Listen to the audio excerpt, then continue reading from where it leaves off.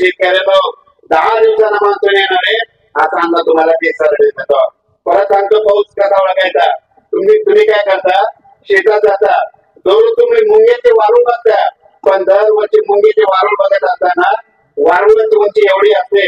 मुंग्यांना जर वारुळाची उंची वाढली ते मुंग्याचं वारूळ मध्ये शेतकऱ्यांना यावर्षी जास्त पाऊस येणार आहे. आम्ही आमचं घर बांधलं, तुम्ही तुमची तयारी करा. उगम ग्रामीण विकास संस्था कळमनुरी, तालुका कळमनुरी, जिल्हा हिंगोली यांच्यातर्फे 30व्या वर्धापन दिनानिमित्त हवामान तज्ज्ञ पंजाब डग यांचं व्याख्यान आज आयोजित केलेलं आहे. आता आपण ते व्याख्यान स्वतः आता त्यांच्याकडून ऐकणार आहोत. चला तर मित्रांनो, आता आपण ऐकूया हवामान तज्ज्ञ पंजाब डग यांचं कृषी माहितीविषयीपर भाषण. आपण जर ॲक्टिव्ह ॲग्री चॅनलवर नवीन असाल तर नक्कीच चॅनलला सबस्क्राईब या करा. संस्थेला माझ्याकडून पंजाब डग कडून आभार मानून शुभेच्छा देतो. तसेच या ठिकाणी आता माननीय प्राध्यापक नवनाथजी गायकवाड यांनी आपल्याला खूप काही अंधश्रद्धा कशी असते, महाराष्ट्रातले शेतकरी शेती करायले, पीक काढायले, सगळं धनधान्य काढायले, उत्पन्न वाढवायले, पण हे करत असताना अचानक पाऊस आला आणि त्या पावसापासून शेतकऱ्याचं नुकसान होतं आणि हे वाचवणार कोणी नाही. आणि या हवामानाचा आपल्याला इतका अभ्यास आहे आणि या अभ्यासाचा कुठेतरी उपयोग व्हावा म्हणून रात्रंदिवस ज्या त्या ठिकाणी शेतकरी जमतात त्या ठिकाणी जायचं आणि शेतकऱ्याला मार्गदर्शन करायचं.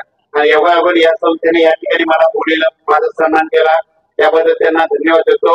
आणि विचार करत होतो आणि सुरुवातीला अंदाज सांगतो. पाऊस पाहिजे का तुम्हाला? तुम्ही म्हटलं तर लगेच सांगतो, पण तुमच्या दूर काढायला आले. अंदाज सांगतो. आज आहे 15 जानेवारी 2025. तुम्हाला सांगतो 15, 16 आणि 17 आणखी 3 दिवस मात्र ढगाळ वातावरण राहणार आहे. पाऊस काय येणार नाही त्याच्यामुळे काही चिंता करायची गरज नाही. 19 तारखेपासून परत थंडीला सुरुवात होणार आहे म्हणून हा अंदाज लक्षात घ्यायचा. 19 तारखेपासून ते 2 फेब्रुवारी पर्यंत हवामान कोरडं राहणार आहे. फेब्रुवारीच्या मात्र पहिल्या आठवड्यात तुरळक पावसाची शक्यता आहे, हे तुम्हाला मेसेजद्वारे करणार आहे. तर हे झाला फक्त 10-12 दिवसाचा अंदाज. यापुढे तुम्हाला सांगतो पाऊस कधीच कोणाला विचारायचं नाही. तुम्हाला सांगतो पाऊस 4 महिने, थंडी 4 महिने, उन्हाळा 4 महिने, हे झाले 3 ऋतू. दरवर्षी पाऊस कधी येतो? 7 जुलै येतो. पण या 5 ते 7 वर्षामध्ये काय झालं, निसर्ग 22 दिवस पुढे सरकला, थंडी 22 दिवस पुढे सरकली आणि उन्हाळा 22 दिवस पुढे सरकला. मग त्या 2025 ला पाऊस कधी येणार यापुढे कोणाला विचारायचं नाही. तुम्हाला एक सांगतो, म्हणजे निसर्ग 22 दिवस पुढे सरकला ना, या वर्षी जूनच्या म्हणजे 2025 ला जूनच्या 27, 28, 29, 30 जूनला तुम्ही हे सगळे शेतकरी सोयाबीन पेरायलेले दिसतील. म्हणून हे यावर्षीचा अंदाज लक्षात घ्या. म्हणजे जूनच्या शेवटच्या आठवड्यात पाऊस येणार आहे म्हणून या अंदाज लक्षात घ्या. त्याच्यानंतर काय करा, ते फक्त यावर्षीचाच अंदाज घेऊ नका. आता वरच्या घरी गेल्याच्या नंतर कॅलेंडर आणलं, आपण म्हणायचं आता दरवर्षी आपल्याला पाऊस कधी येणार, 27, 28 जूनला येणार, हे काय लक्षात घ्या. त्याच्यानंतर काय करा, पाऊस येण्याच्या आणखी 4-5 तारखा लक्षात घ्या. परत काय करा, 10 जुलै ते 15 जुलै, 10, 11, 12, 13, 14, 15 हे 5 दिवस लक्षात घ्या. महाराष्ट्रामध्ये दरवर्षी 10 जुलै ते 15 जुलै मध्ये पाऊस येतो म्हणून हे कायमचं कॅलेंडर मध्ये लिहून ठेवा. परत एक सांगतो पाऊस येण्याची आणखी तारीख 16 सप्टेंबर ते 21 सप्टेंबर, 16, 17, 18, 19, 20, 21 सप्टेंबरला दरवर्षी महाराष्ट्रामध्ये विजेच्या कडकडाटाचा पाऊस येतो म्हणून त्या 4 तारखा लक्षात घ्या. आणि आणखी एक तारीख लक्षात घ्या. आता गेल्या महिन्यात झाली 2 डिसेंबर ते 7 डिसेंबर. दरवर्षी आपल्या महाराष्ट्रामध्ये 2 डिसेंबर ते 7 डिसेंबरला विजेच्या कडकडाटाचा अवकाळी पाऊस येणार म्हणून ही 5-6 दिवस लक्षात घ्या. आणि आणखी एक तारीख लक्षात घ्या, गारपिटीची तारीख. तुम्हाला कोणता तज्ञ सांगणार नाही, ही तारीख वहीमध्ये लिहून घ्या. दरवर्षी आपल्या महाराष्ट्रामध्ये 22 फेब्रुवारी ते 10 मार्च पाऊस, 22 फेब्रुवारी ते 10 मार्च दरम्यान आपल्या महाराष्ट्रामध्ये गारपीट होणार म्हणून ही काय लक्षात घ्या. पण ही गारपीट काय असते, सगळीकडे होत नाही. कधी कळमनुरीकर झाली तर गारपीट कधी आमच्या परभणीकर होईल, कधी साताराकर होईल, कधी सांगलीकर होईल, हे काय लक्षात घ्या. हे झालं फक्त पुढच्या वर्षीच्या तारखा सांगितल्या. आता हे 2025 आहे ना, 2024 गेलं, आता हे 25 लागलं. 2024 ला खूप पाऊस झाला, आता 2025 ला देखील खूप पाऊस पडणार आहे म्हणून ही तुमच्यासाठी आनंदाची बातमी. त्याच्यानंतर 2026 ला पाऊस कमी पडणार आहे, 27-28 ला खूप पडणार आहे, 2019 ला पुन्हा कमी पडणार आहे, 30-31 ला परत जास्त पडणार आहे, 2032 ला पुन्हा कमी पडणार आहे, 33-34 ला खूप पडणार आहे, 2035 ला पुन्हा कमी पडणार आहे. 100 पर्यंत सांगायचं पण तुमच्या लक्षातच राहणार नाही. म्हणजे इतका अभ्यास केला की तुम्हाला कधी पाऊस पडणार हे 15 वर्षाच्या वयला दिले आपल्याला. परत सांगतो, यापुढं पाऊस कधी येणार यापुढे कोणाला विचारायचं नाही. तुम्ही बघा, पूर्वी काय आलं होतं, पूर्वी रेडिओ आले होते, रेडिओ कालांतराने बंद झाले. त्याच्यानंतर करंट फोन आला, ते कालांतराने बंद झाला. त्याच्यानंतर काय झालं, छोटे मोबाईल आले, ते बंद पडले. आता हे अँड्रॉइड मोबाईल आले आणि हे काही दिवस चालते, त्याच्यामध्ये इंटरनेट आहे आणि हे देखील बंद पडणार. मग हे बंद पडल्याच्या नंतर तुम्हाला मेसेजद्वारे पाऊस कोण सांगा, हे सगळं जरी बंद पडलं ना, या निसर्गातल्या एक एक गोष्टी पाऊस सांगतात.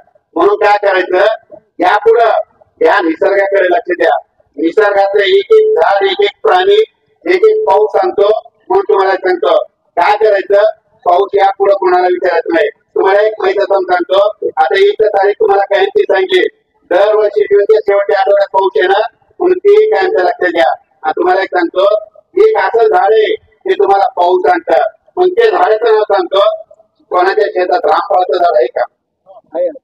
ज्या वर्षी रामफळाच्या झाडाला खूप रामफळ लागली की त्या वर्षी समजायचं या वर्षी दुष्काळ पडणार, असा अंदाज तुम्हाला ते रामफळाचं झाड देतात.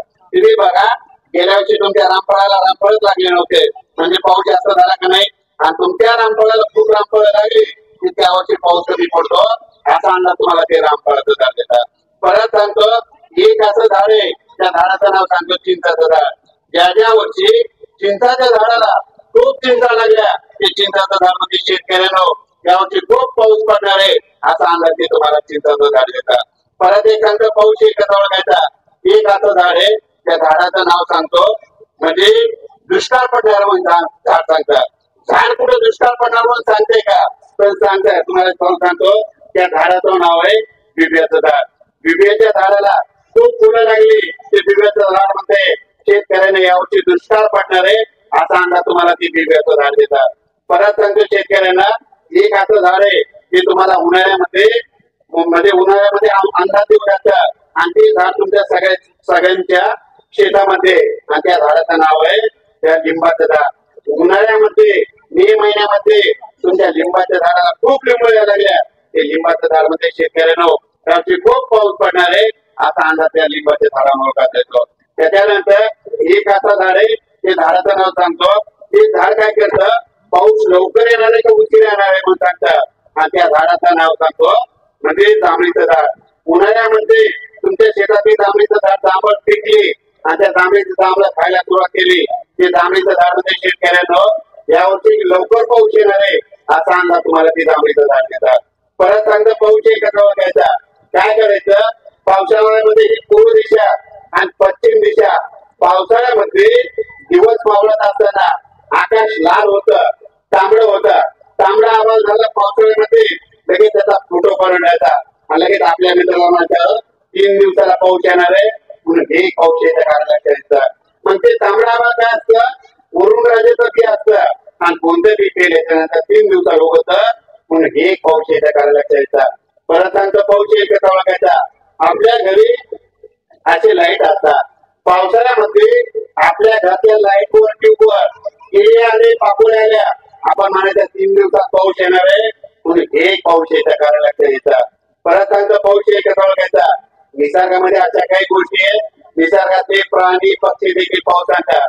मग पक्षी कसे सांगतात तुम्हाला सांगतो, तुमच्या गावामध्ये वडाचं झाडाव, पिंपळाचं झाडाव, कावळ्यानं जर शेंगेला घट्ट केलं त्यावर्षी पाऊस कमी पडतो, आणि कावळ्यानं 3 फुटानं घट्ट खाली केलं त्यावर्षी पाऊस जास्त होतो, असा अंदाज तुम्हाला ते कावळा देतो. परत सांगतो, पाऊस एकच ओळखायचा.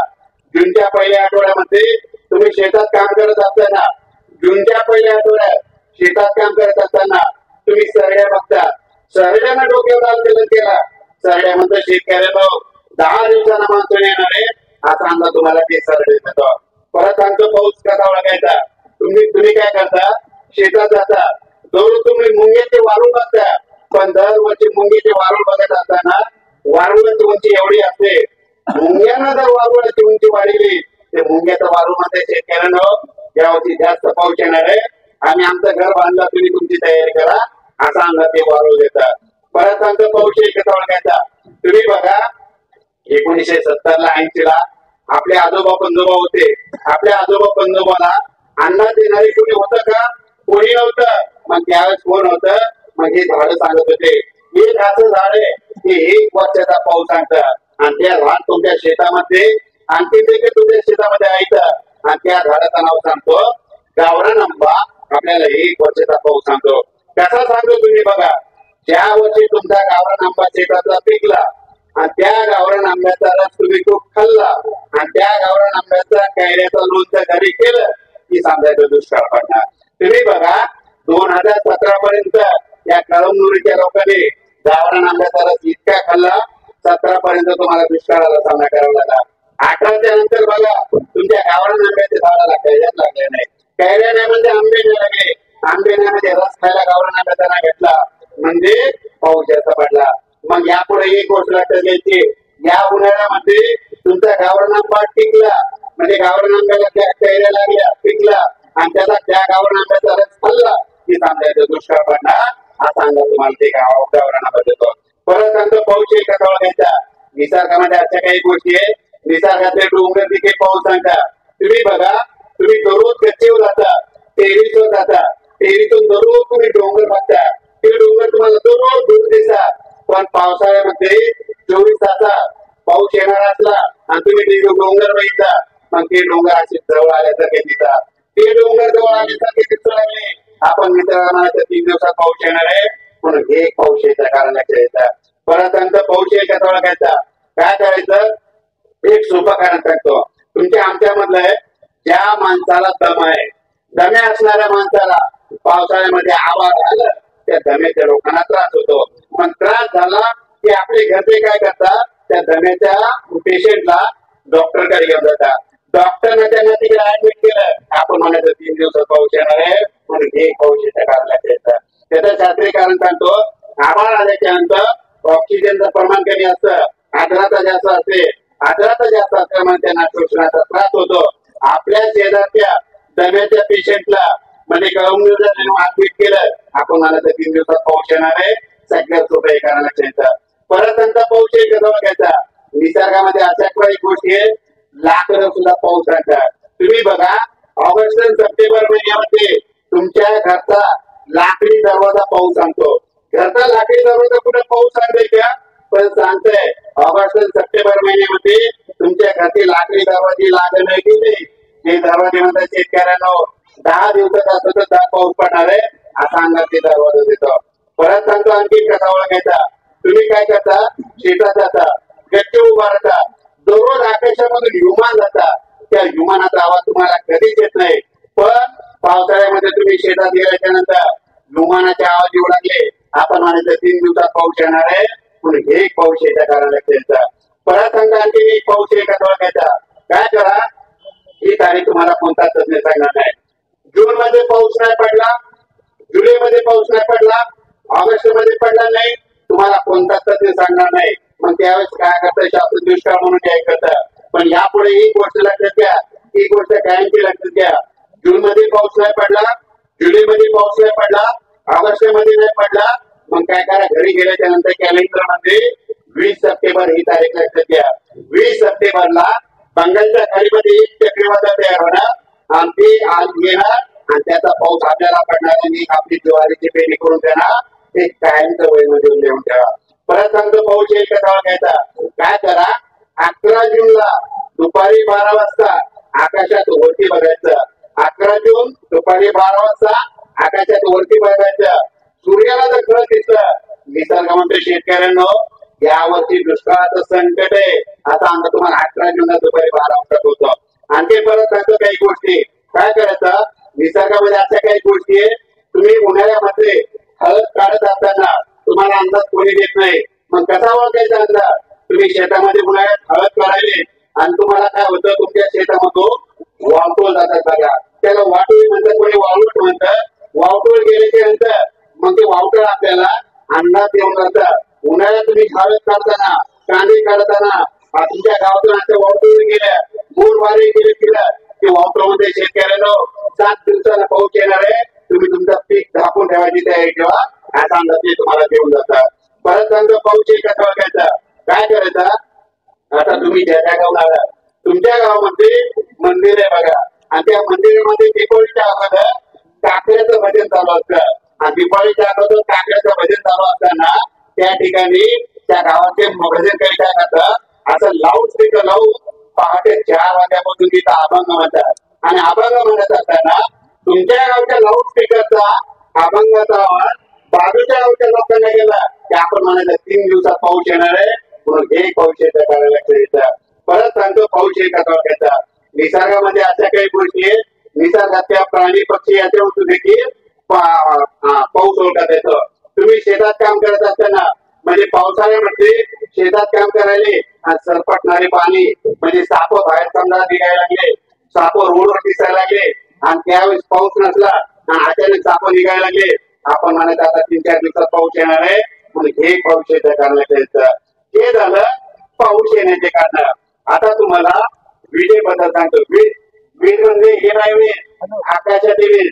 बरेच जण काय म्हणतात पाळीव माणसाला वीज पडते, महिला तर बिलकुल म्हणतात पाळीव माणसाला वीज पडते. महिलाला माझी विनंती आहे यापुढे एक गोष्ट लक्षात घ्या, पाळीव माणसाला कधीच वीज पडत नाही पण तुम्ही काय करता त्या पाळीव माणसाला तांब्याचा कड हातात घालता. यापुढे पुरुषाला विनंती आहे तुम्ही हातामध्ये तांब्याचा कड घालत जाऊ नका. तांब्याचा कड तुम्ही हातात घातला बाहेर विजा करायला घ्या आणि तुम्ही बाहेर गेला तर बिलकुल तुमच्या अंगावर वीज पडते. विजा करत असताना हातामध्ये तांब्याचा कड घालायचं नाही हे कारण लक्षात घ्यायचं. आता या विजेविषयी तुम्हाला माहिती सविस्तर सांगतो. आतापर्यंत या ठिकाणी ज्या जागावरून तुम्ही शेतकरी आला तुमच्या गावामध्ये इतक्या विजा करतात तुमच्या गावात वीज पडत नाही आणि तुमच्या गावाच्या बाजूला 3 किलोमीटर विजा पडतात. मग तुमच्या गावाच्या विजा कोण वाचीत, तुमच्या गावाच्या विजा वाचणार कोण आहे माहितीये का. तुमच्या गावाच्या विजा वाचणार तुमच्या गावातलं ते मंदिराचं कळस आहे. वाटच्या वहीमध्ये लिहून ठेवा. भविष्यात तुमच्या गावात वीज पडली ना तुमच्या गावाच्या त्या मंदिराच्या कळसावर कळस तुटून जाईल पण तुमच्या गावात कोणाच्या घरावर पडणार नाही हे वाटच्या वहीमध्ये लिहून ठेवा. आणि अशा घटना भविष्यामध्ये घडणार आहे हे वाटच्या वहीमध्ये लिहून ठेवा. आता या विजेविषयी तुम्हाला सविस्तर माहिती सांगतो. आकाशातील वीज एक नैसर्गिक आपत्ती. या पृथ्वीचा पृष्ठभाग ऋणभारित असतो, वातावरण घनभारित असते आणि या वातावरणामधून सतत इलेक्ट्रॉन वाहत असतात. विजा नाही पडल्यानं पृथ्वी आणि वातावरणातील विद्युत तुमचं 5 मिनिटात संपुष्टात येईल म्हणून विजा पडणं चांगलंय पण विजा पडणं वाईट आहे. विजा पडणं चांगलं कशामुळे तुम्हाला सांगतो. ऑक्टोबर महिन्यामध्ये ज्यांच्या शेतामध्ये विजेच्या कडकडाचा पाऊस पडला ना त्यांच्या गावाला उतार येणार, हरभऱ्याला येणार आणि हळदीला येणार. कशामुळे त्या विजेच्या पावसामध्ये ऑक्टोबरच्या विजेच्या पावसामध्ये नायट्रेट ऑक्साईडचं प्रमाण असतं म्हणून विजेचा पाऊस चांगला. विजेचा पाऊस वाईट कशामुळे या विजा आपल्या शेतकऱ्याच्या मुलाच्या अंगावर पडतात, बैलावर पडतात, जनावर पडतात म्हणून विजेचा पाऊस वाईट आहे. या विजा पडू नये म्हणून काय काळजी घेता. माझी सगळ्याला विनंती आहे विजा कडकडत असताना आंब्याच्या झाडाखाली लिंबाच्या झाडाखाली थांबत जाऊ नका.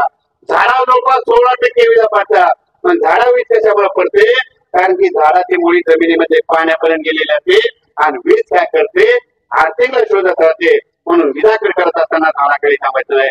विजा कडकडत असताना मोबाईल टावरला हात लावून उभा राहू नका. मोबाईल टावर देखील वीज पडते म्हणून हे कारण लक्षात घ्यायचं. विजा कडकडत असताना आपल्या मोबाईलचे नेट बंद करायचा. मोबाईलवर देखील नेट चालू असताना वीज पडते. अशा घटना विदर्भामध्ये घडलेल्या आहेत. काय झालं विदर्भामध्ये सोयाबीन काढत असताना शेतकरी युट्यूबवर गाणी बघत होते आणि वीज त्यांनी अशी लिंबावर पडली आणि त्यांना शॉर्ट वाचला. अशा त्यांच्या घटना या दृष्टीत आलेल्या आहेत. विजा कडकडत असताना तुमच्या गावातल्या पाण्याच्या टाकीखाली उभा राहू नका. पाण्याच्या टाकीवर देखील वीज पडते. त्याच्यावर कशामुळे पडते कारण की तिथं पाणी असतं आणि वीज काय करते पाण्याला शोधत राहते. विजा कडकडत असताना तुमच्या घराच्या बाजूच्या विद्युत पोलला हात लावून उभा राहू नका, त्याच्या बाजूला उभा राहू नका. तुमच्या गावातल्या विद्युत पोलवर देखील वीज पडते म्हणून ही कारण लक्षात घ्यायचं. विजा कडकडत असताना तुमच्या घराच्या बाजूला एखादा ट्रान्सफॉर्म असला, शेतात ट्रान्सफॉर्म असला त्याच्या बाजूला थांबत जाऊ नका. त्या ट्रान्सफॉर्मर देखील वीज पडते. त्याच्यावर कशामुळे पडते कारण की तिथं आर्थिंग दिलेला असतात आणि वीज काय करते आर्थिंगला शोधत राहते म्हणून ही कारण लक्षात घ्यायचं. विडा कडकडत असताना नारळाच्या झाडाखाली उभं राहू नका, नारळाच्या झाडावर देखील वीज पडते म्हणून ही कारण लक्षात घ्यायचं. विडा कडकडत असताना मोठ्या हॉटेलमध्ये एखाद्या स्विमिंग टँक मध्ये पोहत असाल तर पोहत जाऊ नका. स्विमिंग टँक मध्ये तळ्यामध्ये देखील वीज पडते. मग तळ्यामध्ये कशामुळे विजा पडतात त्याचं कारण सांगतो. ज्या ज्या ठिकाणी पाणी असतं वीज काय करते आर्थिक शोधत राहते म्हणून हे कारण लक्षात घ्यायचं. विजा कडकडत असताना पण तुम्हाला सांगतो योगायोगानं जर तुमच्या तिथे वीज पडली तर जमिनीमध्ये घेऊन जाईल, पण तुम्ही खाली बसलेला असता तर तुमचे कान फाटून जातील आणि तुम्ही दगावता. म्हणून विजा कडकडत असताना त्या सौर ऊर्जेच्या प्लेटच्या खाली बसत जाऊ नका. सगळ्यात सोपं विजा कडकडायला लागल्या आपला जो मित्र आहे आपला जो कामगार आहे त्याला म्हणायचं सरळ घरी जा आणि स्वतःचा जीव वाचवा. आणि एवढं करून विजा कडकडायला आपण शेतात खूप दूर आहे आणि घरी जाणं शक्य नाही, मग स्वतःचा जीव कसा वाचायचा ते देखील सांगतो. विजा कडकडत असताना आपल्या पायामध्ये चप्पल किंवा बूट घातलेले ठेवायचे. आपले पाय जमिनीला आर्थिंग नाही झाले पाहिजे असं परिस्थिती करायची. आणि तसं केल्याच्यानंतर तुमच्या अंगावर वीज पडणार नाही. आता तुम्ही खूप शेतात दूर आहे, घरी जाणं शक्य नाही, आंब्याच्या झाडाखाली थांबायचं नाही, लिंबाच्या झाडाखाली थांबायचं नाही, मग स्वतःचा जीव कसा वाचायचा. मग चप्पल घालायची आणि शेतामध्ये एखादा खड्डा बघायचं आणि तिथं जर लाकूड असलं ना लाकूड घ्यायचं त्या खड्ड्यात टाकायचं, आपले पाय त्या लाकडावर ठेवायचे, खाली बसायचं, दोन्ही हाताने कान झाकून घ्यायचे, आपली ही मान दोन्ही पायाच्या मधात घालायचे. असं केल्याच्यानंतर तुमच्या अंगावर वीज पडणार नाही. सगळ्यात सोपं कारण लक्षात घ्यायचं. हे झालं विजेबद्दल. आता तुम्हाला गारपिटीबद्दल सांगतो. आतापर्यंत तुम्हाला कोणता तज्ञ गारपीट कधी होणार सांगणार नाही, पण तुम्ही वाट्याच वहीमध्ये कायम स्वरूपी लिहून घ्या. दरवर्षी आपल्या महाराष्ट्रामध्ये 22 फेब्रुवारी ते 10 मार्च गारपीट होणार ते कारण लक्षात घ्या. पण ही सगळ्या महाराष्ट्रात गारपीट होत नसते. फक्त गारपीट काय करते दरवर्षी भाग बदलत राहते. या वर्षी तुमचे हिंगोलीकर झाले, पुढच्या वर्षी आमच्या परभणीकर होईल, तिसऱ्या वर्षी सांगलीकर होईल, चौथ्या वर्षी साताऱ्याकर होईल, 5व्या वर्षी विदर्भात होईल. गारपीट काय करते भाग बदलत राहते हे कारण लक्षात घ्या. पण 22 फेब्रुवारी ते 10 मार्च गारपीट होते हे कायमचं वहीमध्ये लिहून ठेवा. आता या गारपिटीबद्दल सविस्तर माहिती सांगतो. तुम्ही बघा या गारपिटीवर मला अभ्यास करण्यासाठी मला 15 वर्षे गेले. 15 वर्ष अभ्यास करत असताना तुम्हाला सांगतो काय झालं. महाराष्ट्रामध्ये 50 ठिकाणी अभ्यास करण्यासाठी गेलो. 50 डोंगरावर गारपीट झाली आणि त्या डोंगरावर गेल्याच्या नंतर एक आढळून आलं डोंगरावर गारपीट झाली आणि त्या डोंगराच्या बाजूला 1 किलोमीटरच्या अंतरानं काळीची जमीन होती, तिथं गारपीट नाही झाली आणि डोंगरावर झाली. मग एक गोष्ट लक्षात आली डोंगरावर गारपीट होते पण तिथं कशामुळे व्हायले. मग तिथला अभ्यास केला, तिथली जमीन माहिती, तिथली हवा माहिती. मग एक लक्षात आलं ज्या ज्या ठिकाणी खडकाची जमीन असते ना तिथे गारपीट होते हे तुम्ही कायमचं वहीमध्ये लिहून ठेवा. मग गारपीट कुठं होते ज्या ज्या ठिकाणी खडक असतात, ज्या ज्या ठिकाणी हलकी जमीन असते जिथं खडक असतो तिथं गारपीट होते हे मला कारण लक्षात आलं. त्याच्यानंतर तुम्ही बघा पूर्वी काय होतं आपल्या घरी म्हणजे 1970 ला 80 ला गारा बांधणारे लोक यायचे बघा. मंत्र्यांना गारा बांधत होते. म्हणजे काय करायचे मंत्र्यांना गारा बांधत होते. मग तसे तुम्हाला आमच्या घरचं उदाहरण सांगतो. मग काय व्हायचं आमच्या घरी देखील यायचे आणि ते लगेच काय म्हणायचे आजी तुमच्या मी मंत्र्यांना गारा बांधून टाकतो. मग आम्ही छोटे छोटे असताना आम्ही त्याला काय करतो या म्हणायचं मदत बसवतो. मग काय म्हणायचं ते गारा बांधणारा आजी तांब्याच्या तांब्यामध्ये पाणी आणा. मग आम्ही काय करायचो पळत जायचो तेव्हा पुढं आणि ते तांब्या घ्यायचो आणि त्या गारा पगाराच्या हातात द्यायचो गारा बांधणाऱ्याच्या. मग ते काय करायचा पाणी हातात घ्यायचा आणि लगेच आजीला म्हणायचं आजी तुमच्याकडे जमीन किती आहे. आजी म्हणायचं 20 एकर. मग लगेच दुसरा प्रश्न काय विचारायचा आजी कशी कशी जमीन आहे. आजी म्हणायचा 10 एकर इकडे काळीची जमीन आहे आणि 10 एकर इकडे डोंगराची जमीन आहे. मग ते गार पगारा म्हणायचा आजी मी मंत्र्यांना तुमच्या त्या काळ्या जमिनीच्या गारा बांधून टाकतो. आजीला वाटायचं आपलं नुकसान वाचणार आहे. आजी हो म्हणायच्या. लगेच ते गार पगारा काय करायचा तांब्याच्या तांब्यामध्ये पाणी हातात घ्यायचा मंत्र म्हणायचा आणि त्या काळ्या जमिनीकडे टाकायचा. म्हणायचा आजी तुमच्या त्या 10 एकरच्या मी मंत्र्यांना गारा बांधून टाकल्या आता तिकडे गारपीट होणार नाही आणि तो लगेच निघून जायचा. मग जात असताना काय होतं निघून गेल्याच्यानंतर काकूला म्हणायचं काकू त्याने आपल्या काळ्या जमिनीच्या गारा बांधल्या आणि डोंगराच्या बांधल्याच नाही. काकू म्हणायचं काय माहित योगायोगाने काय झालं या गारपीटीवर अभ्यास करत असताना माझ्या गोष्ट लक्षात आली खडकाव गारपीट व्हायली आणि काळ्या जमिनी व्हायली. मग मी काय केलं त्या दार पगाराला शोधूनच काढलं.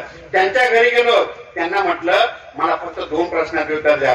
तुम्ही आमच्या घरी येत होता, आमच्या काळ्या जमिनीच्या गारा बांधत होतात मंत्र्यानं, आणि खडकाच्या कशामुळे बांधत नव्हता, मला त्याचं शास्त्रीय कारण सांगा. मग मला त्यांनी ते सांगितलं काळ्याची जमीन तिथं होणार नाही, आणि झाली तरी बोरा एवढे होते, पण खडकाच्या जमिनीवर मात्र अशी लिंबा एवढी गारपीट होते, ते कायमच्या वहीमध्ये लिहून. त्याच्यानंतर तुम्हाला सांगतो, विज्ञानाच्या भाषेत सांगायचं झालं तर गारा पडण्यासाठी 2 गोष्टी लागतात. एक तर हवा उंच जायला हवी, आणि त्या हवेमध्ये बाष्पाचं प्रमाण असायला हवं. पण आतापर्यंत आपल्या महाराष्ट्रामध्ये 2008च्या नंतर इतकी गारपीट वाढली, एखाद्या तज्ञाला विचारा, कोणी सांगा नाही. या 4-5 वर्षात गारपीट वाढण्याचं कारण सांगतो. आतापर्यंत म्हणजे गुजरातच्या पलीकडे अफगाणिस्तान आहे. अफगाणिस्तानचं बाष्प म्हणजे काय होतं, आपल्याकडे कधीच येत नव्हतं. म्हणजे बाष्पामध्ये सोपा भाषेत सांगतो, तिथला आवाज आपल्याकडे कधीच येत नव्हतं. पण काय व्हायलंय, जानेवारी आणि फेब्रुवारी मध्ये इथं ऊन तापल्याच्या नंतर या ठिकाणी हवेचे कमी दाब तयार होता. कमी दाब तयार झाल्याच्या नंतर ते बाष्प आपल्याकडे खेचले झाले, त्याच्यामुळे गारपीट वाढली. मग गारपीट कशामुळे वाढली? तापमान वाढल्यामुळे वाढली. म्हणून भविष्यामध्ये हे तापमान कमी करावं लागेल. तापमान कमी केल्याच्या नंतरच ती गारपीट कमी होणार. मग हे तापमान कशामुळे वाढलं तुम्हाला सांगतो. तापमान वाढायला म्हणजे आपण सगळे कारणीभूत आहे. सिमेंटचे घर झाले, सिमेंटचे रोड झालं, जागतिकीकरण झालं, कारखानदारी वाढली, वाहनं वाढले, वाहनामध्ये एसी वाढलं, एसी मुळे उष्णता वाढली. पण तापमान वाढल्यामुळे एक फायदा झाला, भविष्यामध्ये पाऊस वाढला. पण तुम्हाला एक सांगतो, हा पाऊस इतका वाढला की म्हणजे आतोनात व्हायला, जिथं पडला तिथं घंट्यामध्ये जास्त पडायला. मग हे तापमान कमी करायचं असेल तर झाडं लावावं लागते. झाडं लावा, पृथ्वीचं तापमान कमी करा. जोपर्यंत तुम्ही झाडं लावणार नाही तोपर्यंत तापमान कमी होणार नाही, तोपर्यंत स्थिर पाऊस पडणार नाही. तुम्हाला एक परत प्रश्न विचारतो, झाडं नसले तरी पाऊस पडतो का? झाडं नसले तरी पडतो. राजस्थानला पाऊस पडतो, पण पाऊस कसा पडतो? जगातून पाणी वाचण्यासारखा. जितकी झाडं जास्त तितका पाऊस रिमझिम पडतो. तुम्ही बघा, तुमचे नातेवाईक पुण्याला आहेत, मग तुम्ही काय करता, पावसाळ्यामध्ये लगेच इथं पाऊस सुरू झाला आपल्या नातेवाईकाला फोन लावतात, पुण्याला पाऊस चालू आहे का? ते म्हणतात हो चालू आहे. तुम्ही म्हणतात कसं चालू आहे? मग ते म्हणतात रिमझिम चालू आहे. लगेच एक प्रश्न तुम्हाला म्हणतात, तुमच्या कळमनेरला पाऊस चालू आहे का? ते म्हणतात हो चालू आहे. मग ते म्हणतात कसं चालू आहे? तुम्ही म्हणतात इतका पाऊस जोरात चालू आहे, आमच्या गावात पाणी घुसलं, आमचं सोयाबीन वाहून गेलं, असं म्हणतात. कशामुळं? आपल्याकडे झाडं नाही. भविष्यामध्ये झाडं लावावी लागतील. झाडं लावा, पृथ्वीचं तापमान कमी करा. परत एक सांगतो, गारपीट रोखायची असेल तर भविष्यामध्ये झाडं लावावं लागतील.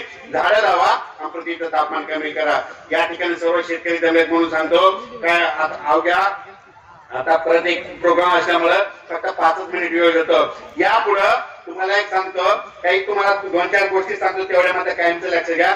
सांगण्यासारखं खूप आहे. तुम्हाला सगळं इतकं सांगतो, तुमचा सोयाबीनचा आवड देखील 15चा काढून देतो, पण हे तुम्हाला युट्यूबवर सांगत आहे. पण तरी एक तुम्हाला सांगतो, तुमच्याकडे गव्हाचे पीक आहे बघा, गहू किती क्विंटल होणार आहे यापुढे कधीच कोणाला विचारायचं नाही. एक सोपं गणित सांगतो, म्हणजे गहू किती क्विंटल होणार आहे शेजाऱ्याला विचारायचं नाही, त्या पाजाऱ्याला विचारायचं नाही. एक सांगतो, गेल्या वर्षी तुमचा गहू काढत असताना तुमच्या गव्हाच्या उंबीमध्ये गहू किती निघत होते पण सांगाल का?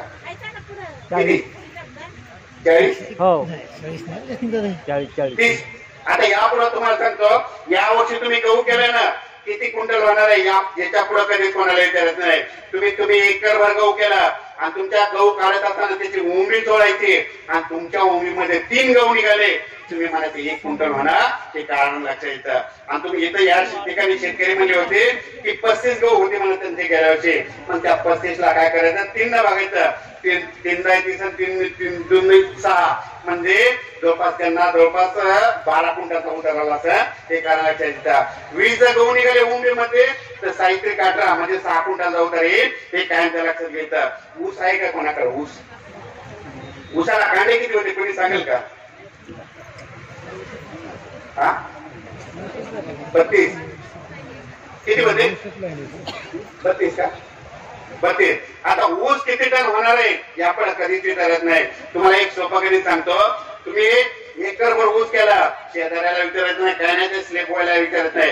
एक सोपं उदाहरण सांगतो, तुमच्या ऊसाला 1 कांडा लागले त्याला 2 नमुन्याचे, 10 कांडे लागले त्याला 2 नमुन्याचे, 15 लागले त्याला 2 नमुन्याचे. आणि हे शेतकरीमध्ये 32 कांडे होते.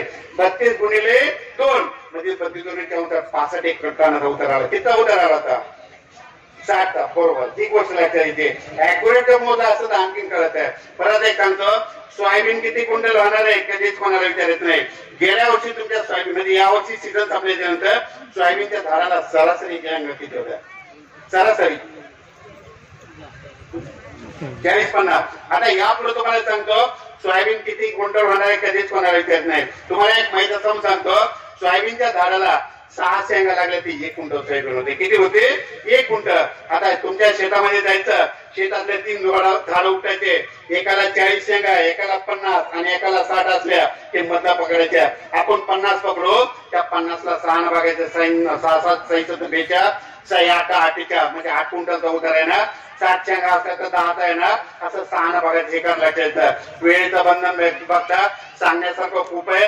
आणखीन परत आणखी साहेबाला म्हणा, परत एखादा शेतकरी मेळावा घेतल्यानंतर सोयाबीन बद्दल, हरभऱ्याबद्दल त्याच्याबद्दल खूप माहिती सांगणार आहे. पण परत सांगतो, आता ह्या 3 दिवस म्हणजे 15, 16 आणि 17 तारखेपर्यंत ढगाळ वातावरण राहणार आहे. पाऊस काही येणार नाही, काही चिंता करायची गरज नाही.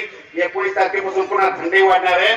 जवळपास 29 जानेवारी पर्यंत थंडी राहणार आहे. 30-31 ला फक्त वातावरण चेंज होणार आहे. मग परत पावसाचा असला तर तुम्हाला अंदाज दिला जाईल. पण तुमच्यासाठी आनंदाची बातमी सांगतो, 2025 ला खूप पाऊस पडणार आहे, म्हणून ही तुमच्यासाठी आनंदाची बातमी. थांबतो. जय हिंद, जय महाराष्ट्र.